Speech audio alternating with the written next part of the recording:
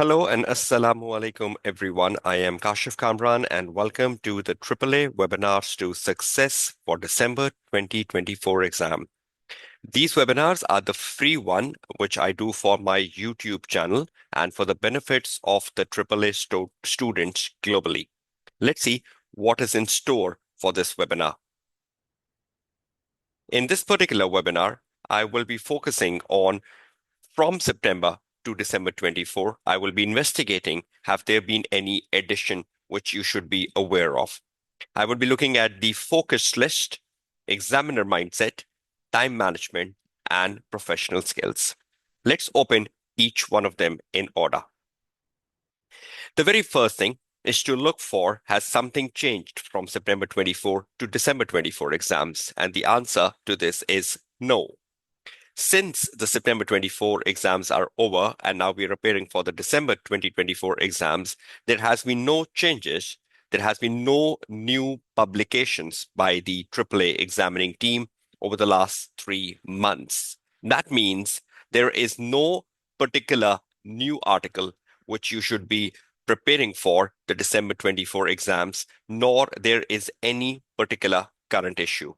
But having said that, there are some recent publications in the last 12 months or so which still holds importance. Some of them includes data analytics and more importantly, the focus of the examining team around sustainability information.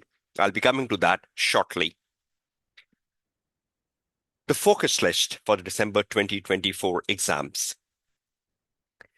On the left-hand side, you can see the topics. But again, a disclaimer is very important. These are just topics based upon my assessment.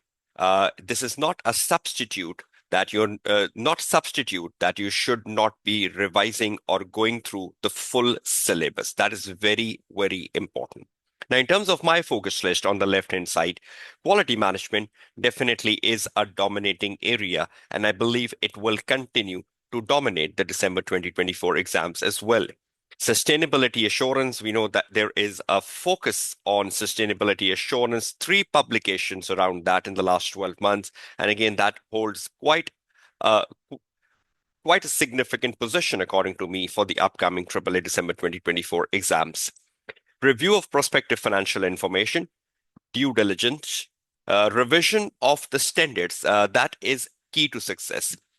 You need to ensure you are revising your accounting standards because you know that plays a very crucial part in a question on audit risk, risk of material misstatement, in a question around evidence, and in an audit report question. So you need to be very well versed with your accounting standards, and you should brush them over as quickly as possible. In a report related question, which we find in section B of the paper, I expect examining team testing more knowledge around or more questions around the paragraphs like MURGC, key audit methods, other meta paragraph, other information paragraph, and emphasis of a meta paragraph, more than the opinions. That's just my perspective. And questions around critical appraisals. More importantly, reporting to those charged with governance also holds importance in my focused list. Practice. Now, when you're practicing for December 2024 exams, I would prefer that you practice the more recent papers. I would prefer that you start from the latest paper, which is the March-June 24 paper on the ACCA practice platform, and then go backward.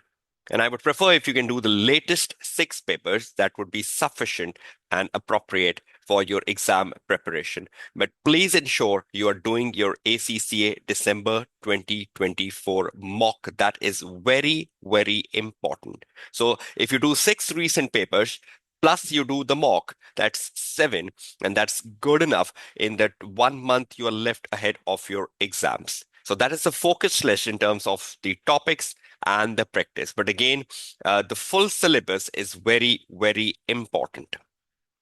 Articles, 10 of them. You can see that big 10 number.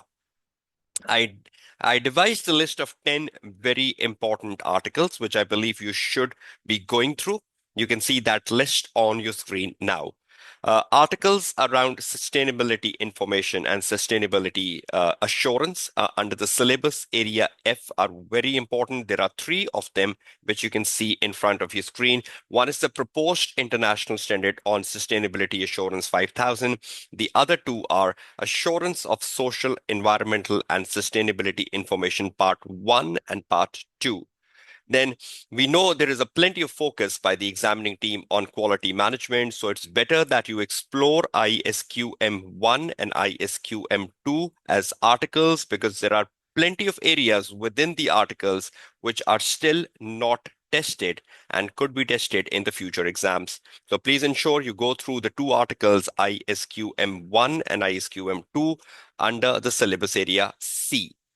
Audit report to those charged with governance is an important article. You will find that under syllabus area E. Approach to section A question. That's a very important article which tells you how a question one is formulated, what sort of things the examining team expects from you in a question number one. That's under the syllabus area D. And then there are three exam technique articles. One exam technique article is around business risk, which you will find under syllabus area D. One exam technique article is around audit risk and risk of material misstatement, again, which you will find under syllabus area D. And then there is an article on ethics in the AAA exam, how you should write a good ethics answer. That's under syllabus area B. That's a list of 10 articles, which I would prefer you each one of you are reading through. Examiner mindset. How important is to read the examiner mindset? That is the crucial step, according to me, if you want to be successful in the triple exam. Reading through the most recent examiner report. I have been emphasizing on importance of reading examiner report in every of my webinar I do. And I believe this is an area which students don't explore much. At least download the recent examiner report, the March-June 24 examiner report. Spend time on it. Like even if you spend like 60 to 75 minutes on it, reading through it, that would be very, very important for your progress to success in the upcoming exams. Because when you're reading through the examiner report, you will be able to understand what your examiner is expecting from you. And are you fulfilling it? That is very, very important, because when you're reading through it, you're scanning yourself. And if the examiner is criticizing something or is appreciating something or is giving you an advice, you have to relate that with you. Are you fulfilling it? You need to judge yourself. Where are you standing in terms of the examiner report, and how well prepared you are to impress your examiner in the December 2024 exam? That is very, very important. So please ensure that at least one examiner report, I'm not expecting more than that, but one examiner report is downloaded, is read through, and you try to relate that examiner report with you.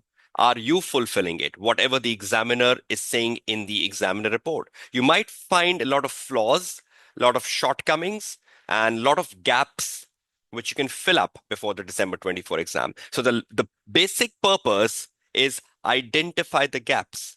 Are you fulfilling it? You will find gaps. And if those gaps are filled up, you are going towards excellence in the AAA December 24 exams. So that is very, very important, that one examiner report is thoroughly read and the gaps are identified, and overcome those gaps ahead of the exams. Time management. We know time management continues to be a challenging area, even though I have repeated this subject matter in each of my webinar, but still I believe the students struggle with time management in the real exam. What you can do best to ensure that you are overcoming the challenge of time management in the triple exam, you need to ensure you are practicing lots of past papers under time management at home, because that's the only thing you can do best. Which, uh, if you're doing 5 papers, 6 papers, which I've recommended you, the recent ones, do each paper within a time management. Where the time ends, simply write time ends here and move on. Don't complete it. So you're doing the question number one, You know the stipulated time for question number one. I have covered that even in my previous September 24 webinars as well. You will find them on the YouTube channel. So you finish the question number one within a time. Wherever the time gets over, put there, time ends here, and move to the question number two. Time ends here, move to the question number three. Do 5 papers or 6 papers, including your mock paper, in this manner, and you will be amazed to see the results. If you follow this practice, you are better assured to have a better time management in your real exam. A lot of time, the student don't practice a single paper with time management, and that is a disaster in making for your real December 2024 exam. If you're not doing a single paper with time management at home, what do you expect in the real exam? In the real exam, you have an extra stress, you have an extra burden, you will collapse. You might not complete one question in the paper. You might not even complete 60 to 65% of the paper. But if you do the time management techniques on like recent 5 papers and the mock paper, you might be able to complete 90 to 95% paper on in the real exam. It's about stopping where the time ends and moving on. I've been repeating these statements in every of my webinar. Stop where the time ends and move on, because there are opportunities awaiting you in the next question. Don't just excel one question. So please ensure you are implementing the time management at your practice you're doing at home, because that implementation at home would really prepare you well for the big day, your exam day for December 2024 exams, unless you will struggle badly for time management in the real paper. Professional skill marks in AAA. Apart from time management, which I believe is one of the reasons why students fail in the AAA paper, the second most important reason to me why students fail in the AAA paper is that you're not scoring much on the professional skill marks, even though that's something easier. I tried giving you some examples today of how you can excel in the areas of professional skill marks, and I hope that will contribute positively towards you gaining more professional marks in the upcoming exams. Look at the bullet number 2 on your screen. Student tends to score less on professional marks, though you need to do simple things to add value to your answer you're writing. Exercise judgment, bullet number 3, and and you should have a reasoned basis for your judgment. There is no one right or wrong judgment. You are not matching with examiner. Please put this off your mind. You're not matching the examiner. It is your judgment and your basis which is rewarding. Examining team wants to know that if you have exercised this judgment, what are the bases? They will appreciate your basis and they will reward you professional marks if you have given a proper justification for your basis, for any judgment, for any decision, for any assumption you have taken in the exam. Number 4, concluding something when particularly the requirement of the question asks you to evaluate something. So wherever you see the word evaluate, try to give a conclusion at the end of the answer, because that conclusion will justify that you have understood the term evaluate well. Number 5 bullet, providing conclusion for audit risk and providing conclusions for risk of material misstatement, that which of the risk you have written above in your answer are more significant and why. So you must have written 6 risk or 7 risk above. Out of those 6 or 7, which 2 are more important? Which will you prioritize? Which 2 will you prioritize? And which 2 are important and why?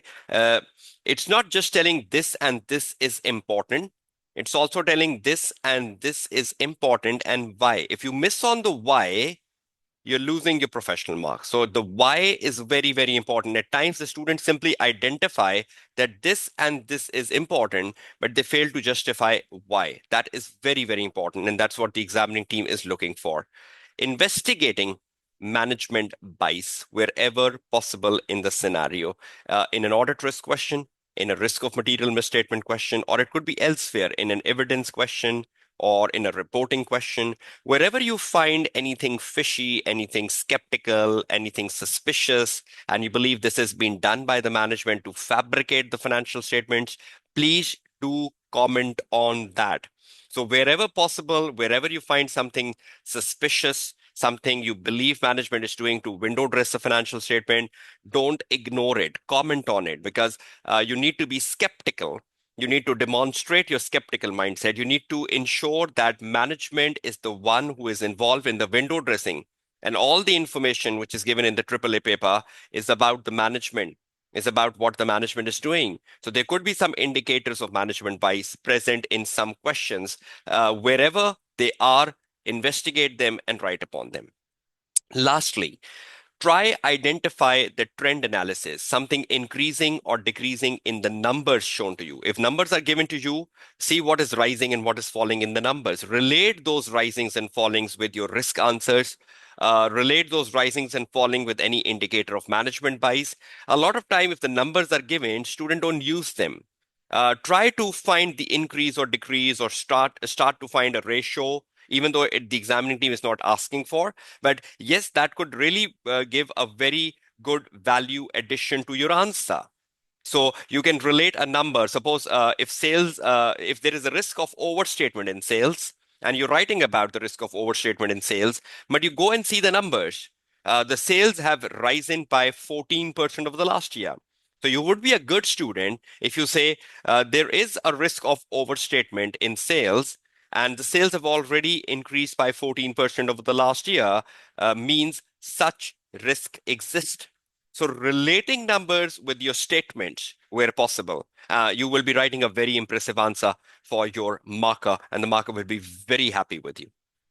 Moreover, the bullet number 1 on this particular slide, keep your answer close to case. The more your answer is extracted from the case and well blended with it, you are scoring professional marks. That is one easiest technique you can do. Try to write a case focus answer. If you're blending your answer with the case, your answer is close to the case, you're scoring a lot of professional marks.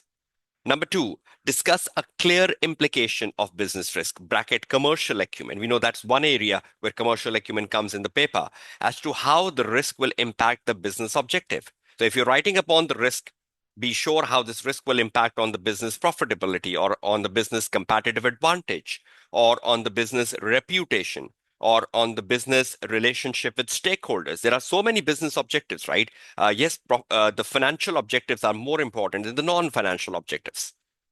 Your audit procedures should be very clear, should be very well connected to the information given to you in the case. We know whenever you're making a procedure in the AAA paper, you have a scenario, you have a case. Even if you're making procedures on deferred taxation or government grant or anything, that paragraph will be there in the scenario. You need to read through that paragraph. You need to extract procedures out of that paragraph. So firstly, they're well connected.